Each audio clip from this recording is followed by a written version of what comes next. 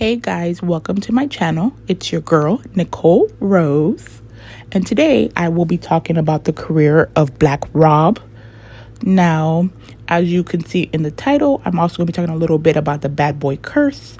Now, I am going to be doing a series of a few Bad Boy artists that were not as popular as Biggie, Mace, Craig Mack, but were still as popular. I've already did my first video on Shine, so if you haven't seen it, go back and check that out. Also, please subscribe, share, and comment down below who you would like to see next. You can also DM me on Instagram at Miss Texas1. That's MRSTEXAS and the number 1. It will also be down in the description box. Now, without further ado, let's get into it. Black Rob, born Robert Ross on June 8th, 1968 in Buffalo, New York, grew up in East Harlem to a single mother, as Black Rob's father was never in the picture. In 2015, he told Comeback Jack Show podcast that his mom struggled with alcoholism. He went on to say that eventually he ended up dropping out of high school because he was so poor and had to wear the same clothes every day, and he hated that. Shortly after, he ended up running away from home because he did not get along with any of his mom's boyfriends. He told Rolling Stones magazine that he was stealing, and he would steal from people in the neighborhood, pickpocketing folks, snatching purses. He even stated he would also steal Walkmans, cameras off of loading trucks. And this is all by the age of 15. Now, this landed him in juvenile and group homes. At the age of 11, he stated he was inspired by Dougie Fresh and Slick Rick and began rapping. In 1996, Black Rob, who was then going by the name Bacardi Rob, was rap battling on the streets when he met a man who went by RP, who knew P. Diddy as they went to Harvard University together. RP then introduced him to Puffy. Black Rob then went to Diddy's office and spit for Diddy, who liked his skill set but wanted to change his name to Black Rob. Later in 1996, Black Rob signed to Bad Boy for $450,000 and 10 albums, which is said that he blew through really fast with child support, drugs, and he also began to have an alcohol problem just like his mother. Sad, because usually this is what happens. The cycle always continues. But back to the story.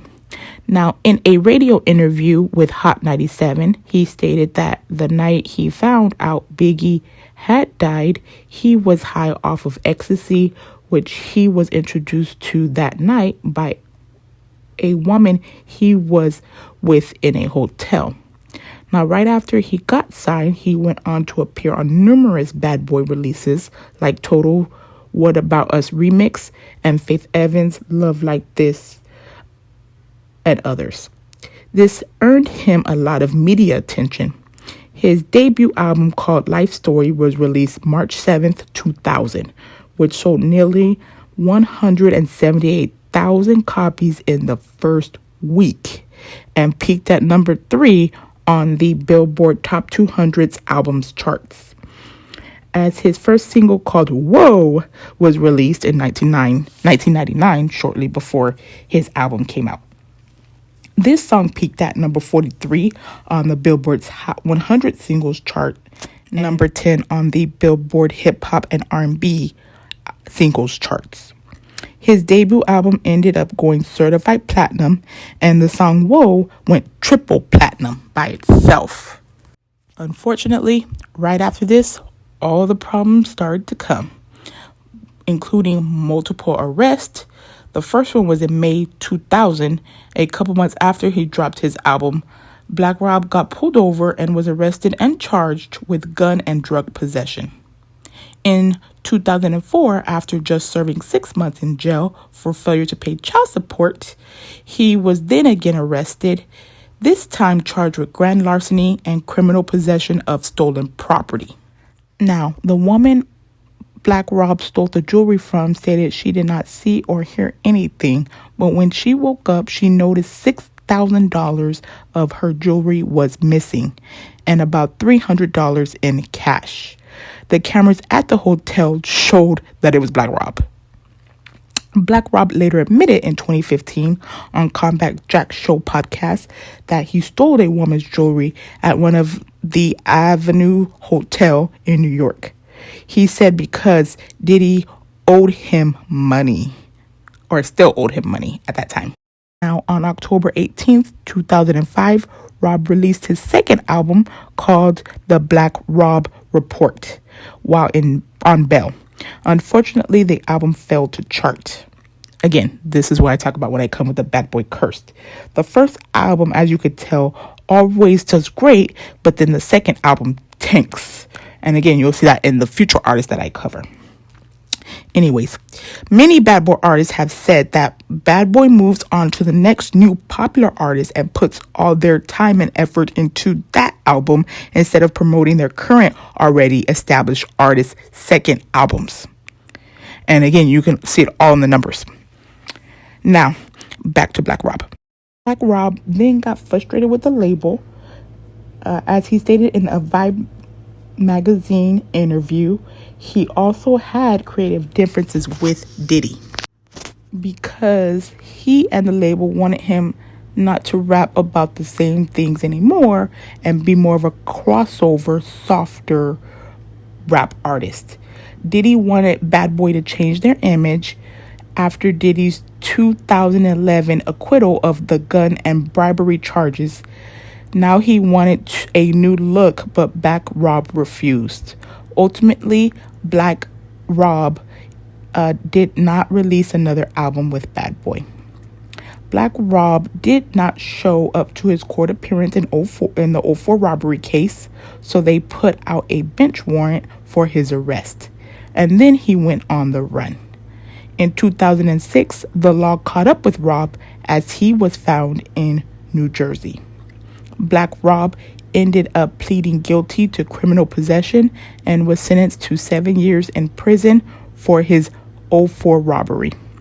He was released in May 2010 after serving 4 years out of his 7-year prison sentence. While still in prison, Black Rob ended up getting sick due to his high blood pressure and that he neglected for years. In 2010, after his release from prison, Black Rob officially left Bad Boy and went on to sign with the independent label Deck Down Records. He then released his third album called Game Tested, Streets Approved in 2011, and it peaked at 44 on the Billboard Hip Hop and R&B Albums chart. In 2015, Black Rob released his fourth album called Genuine Article on Slim Style Records. Unfortunately, that same year, he suffered a mild stroke, likely due to his high blood pressure that continued. Unfortunately, that same year, he suffered a mild stroke, likely due to his high blood pressure that he kept neglecting after he got out of prison. He told Sway in the Morning that once he was hospitalized, it was like a wake-up call. And after the stroke, he completely changed his health regimen, how he ate, he started exercising regularly, and stopped drinking completely. After that, Black Rob was completely out of the spotlight for years, not even releasing any music. On April 9th, 2021, DJ Self put a video on his Instagram of Black Rob, who was speaking from a hospital bed, which raised several concerns as he looked drained in the video. Black Rob on the video was paying tribute to DMX, who had just died. In that same video, he revealed that he had suffered 4 strokes in the past 5 years, and due to his high mounting medical bills, he was now broke and homeless. A GoFundMe page was then quickly set up by his friend, a former Bad Boy signee, Mark Curry, and music producer, Mike Zombie, to help get him back on his feet and pay off his medical bills. after people heard this, they quickly began to go after Diddy for not reaching out to his fellow label mates. So I guess Diddy felt some type of embarrassment because soon after people started calling him out, he did reach out to Black Rob. And actually, they said he actually sent Black Rob some money. Jay-Z then also ended up sending Black Rob money, along with Styles P, who also sent him a lot of herbs, if you know what I mean. But sadly, it was too little too late.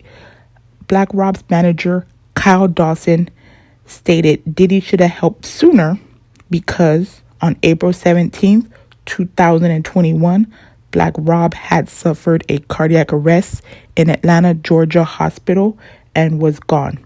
Sadly, he was only 52 years old. Man, that's sad.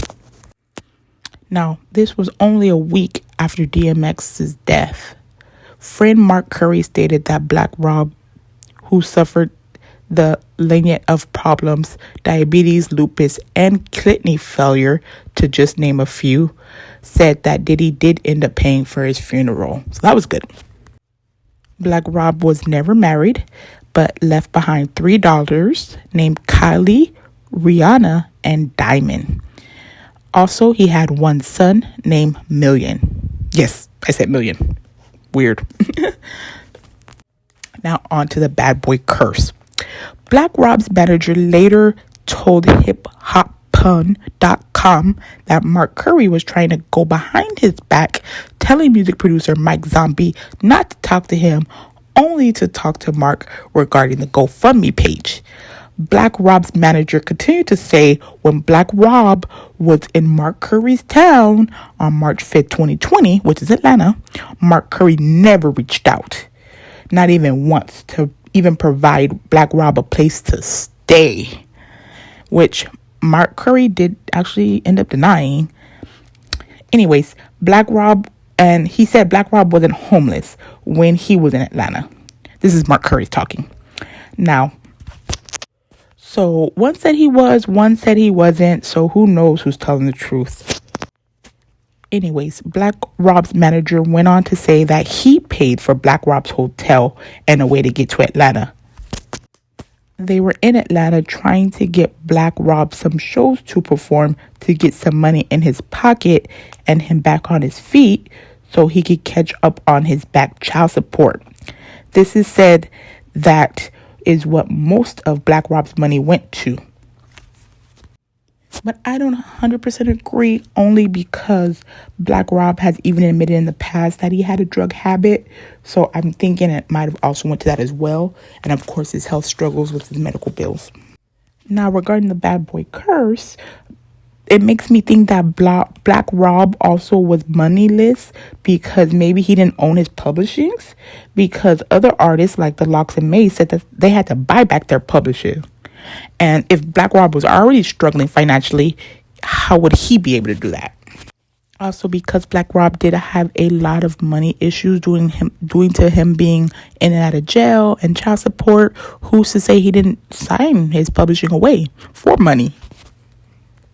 Now, if any of you know if Black Rob had his publishing at his time of death, please let us know down in the comment section.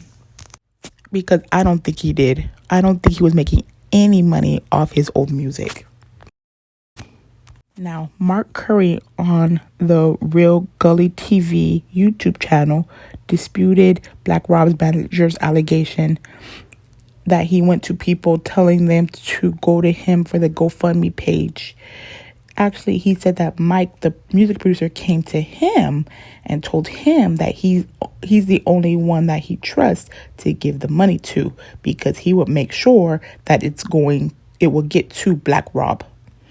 Now, I listened to both interviews, Curry's interview and Black Rob's manager's interview. Now, Curry's interview, it seemed like he was talking in circles. Like when it came to him talking about Black Rob being homeless. First, he said that he saw a video where he was in I'm guessing some type of house, or he had a roof over his head before he was hospitalized. But that doesn't mean anything, because Rob could have been sitting in a coffee shop or recording studio. That doesn't mean he has a place to stay. Anyways, Mark Curry then said because he didn't give up on Black Rob wasn't homeless, which definitely doesn't make sense. Mark Curry also said that he had enough money in royalties, goes back to what I was talking about publishing with Whoa. But right after that, he said maybe Black Rob didn't want to have any bills. So either he didn't want bills or he couldn't afford his bills, because none of what Mark is saying makes any sense. Now, if you believe Mark Curry, please let me know down in the comment section, because I don't believe him. I believe that Black Rob was homeless. And again, let me know if you think Black Rob was homeless right before he passed. Also, Mark Curry never once mentioned in the interview if he would let him stay at his house. So he could at least said that, like, hey, he didn't reach out. If he did, I would have let him stay with me. No, he didn't even mention that. He just kept denying the allegations of his manager, which makes me believe his manager's claims even more. Anyways, R.I.P. DMX and Black Rob, you really made a change in our community. Now, look for more videos related to this topic about the bad boy curse. And again, let me know if he was a victim of the bad boy curse down below.